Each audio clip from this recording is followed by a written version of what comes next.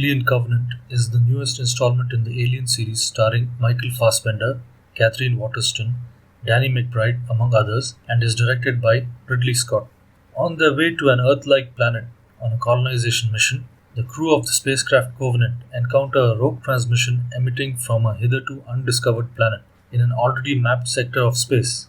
Intrigued by the sudden appearance of this phantom planet, they decide to go and check the planet out and investigate the source of this transmission. What does their expedition reveal to them? What is the mystery behind the rogue transmission? Is there something more sinister lurking on this planet? These are some of the questions that the film tackles during the course of its runtime.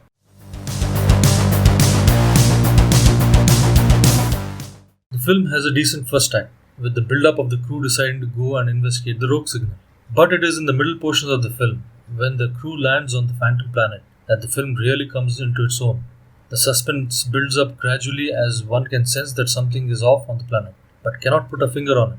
Their expedition reveals more than they could have imagined, pitting them against dangers that they are ill-prepared to face. And these are the best parts of the film. It also answers some of the burning questions raised in Prometheus satisfactorily. The film makes use of the xenomorph in a more satisfying way than in Prometheus. Visually, the film is gorgeous to look at, with some breathtaking outdoor photography. The VFX is good in general, although this alien CGI looks a little substandard in a few places. The action is bloody and gory and excellently shot for the most part.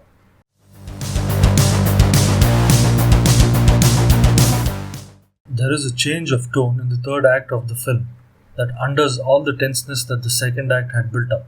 From science fiction horror, it becomes a slasher action film. But the action here is not well done. The thrill of the first two Alien films were the tense build-up and the mood and atmospherics created when the humans struggled to comprehend that they were being hunted by a ruthless killing machine and try to fight back. Here, however, one does not feel that thrill, mainly due to the execution of this third act, and the conflict gets resolved much faster than one would hope. Also, one wishes that the makers had included the prologues that were used in this film's ad campaign, as without watching them, the characters in the film do not seem to have as much personality as one would hope for, which in turn does not invest the viewer in the outcome of their eventual fates. This film touches upon some of the engineer's mythology introduced to us in Prometheus. Yet upon stumbling across the proof required, the characters act as if they don't seem to care all that much, which seems a little off, as their expedition was based on the curiosity of a rogue signal emanating from this planet. Another issue I had with this film was that minor but important science fiction basics were not followed. One example, and this is not a spoiler, is that when the crew touches down on the phantom planet, the viewer is told that it is a near hospitable environment for humans. Near being the key word here.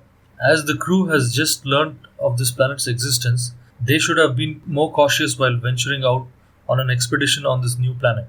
But the crew do not follow any protocols. They just open the spacecraft door and walk out without any oxygen helmets or any sort of protective gear, with complete disregard as to what kind of reaction this new planet's atmosphere can have on them, or what alien pathogens they might carry back to their ship.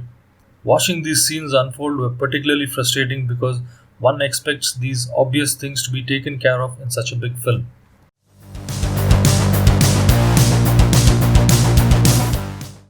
Michael Fassbender is absolutely amazing in this film. He is stoic, dutiful, childlike, menacing, and unhinged all at once. It really is great to see an actor of his caliber get to showcase this kind of range in a film. Danny McBride plays a serious character this time around and is surprisingly good. Catherine Waterston is adequate, but one sorely wishes she had more charisma to carry off this role.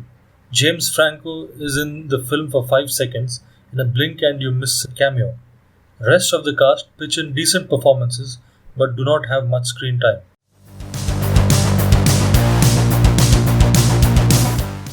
A middling film that entertains and disappoints in equal parts, this is a one-time watch, mainly for Michael Fassbender's electric performance.